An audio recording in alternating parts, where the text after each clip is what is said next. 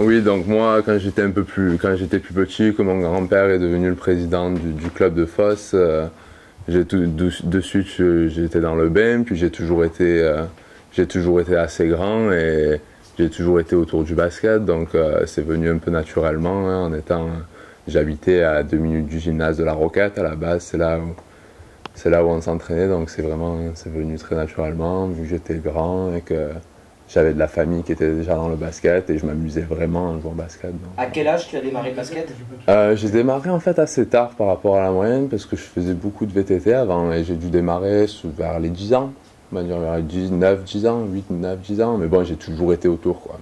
Et après, tout s'est accéléré? Voilà, donc après je suis resté ici jusqu'à ma première année de Cadet France. Jusqu'à ma première année de Cadet France et ensuite j'ai toujours été très curieux pour, je veux dire, de voyager, tout ça, ça m'a toujours beaucoup plu et je suis finlandais en fait, j'ai de la famille en Finlande, donc j'avais décidé quand j'ai eu 16 ans, j'ai décidé d'aller jouer en Finlande dans un club professionnel, enfin semi-professionnel en Finlande et donc de 16 ans à 18 ans, j'ai joué là-bas dans une ville avec un club pro En fait, tu jouais chez les pros, hein? Ouais, voilà. Donc je jouais avec les cadets, je jouais avec les pros. Enfin, avec les pros, j'étais le petit jeune, quoi. Donc j'étais plus assis sur le banc que sur le terrain. Mais bon, je m'entraînais tous les jours avec eux. J'étais dans une académie sportive, donc je m'entraînais le matin, je m'entraînais le soir. Et je jouais avec les jeunes là-bas et les pros aussi. Je rentrais des fois en fin de match, quand il y avait un peu d'écart, comme les jeunes font ici, quoi. On me formait, quoi. Et après, tout s'est accéléré, c'est direction les États-Unis? Ouais, donc voilà, là-bas j'ai un peu joué avec l'équipe nationale finlandaise et tout. J'ai rencontré des gens qui me racontaient vachement de choses par rapport aux États-Unis, que c'était vraiment bien, c'était l'Eldorado en fait pour les basketteurs, parce que bon, là-bas c'est le sport numéro 1, donc j'ai décidé d'aller en high school là-bas en fait, de faire la dernière année de lycée, de passer le bac là-bas. Donc je suis allé là-bas à Kansas City, dans le Kansas. Et j'ai passé mon bac, j'ai fait ma dernière année, et ensuite j'ai été recruté par une petite université locale, en fait, pas très loin de Kansas City, pour jouer au basket. C'était la première offre que j'ai eue, après, bon, peut-être que j'aurais dû la prendre, peut-être pas, peut-être que j'aurais dû attendre, mais bon, je l'ai prise et je viens de passer une super saison universitaire, quoi. Donc là, j'arrive à la fin de ma deuxième année universitaire et c'est une expérience super, quoi. Je me régale là-bas, j'ai plein d'amis, c'est super bien. Puis le gros avantage, c'est que je peux allier les études et le basket. Donc voilà.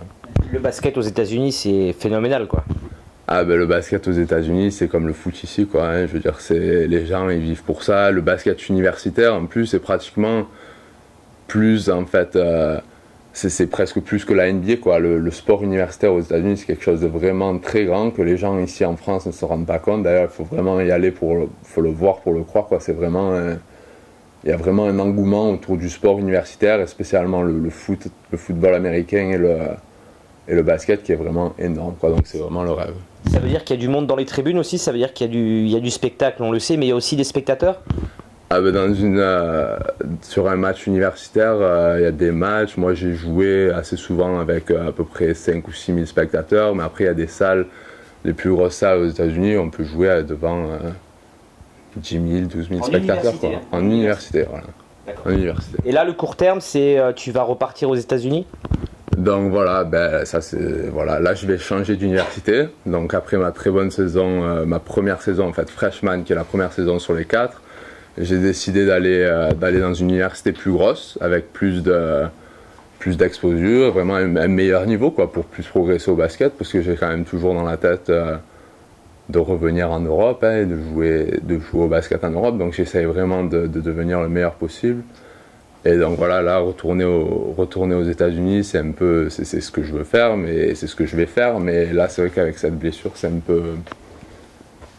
peu contraignant.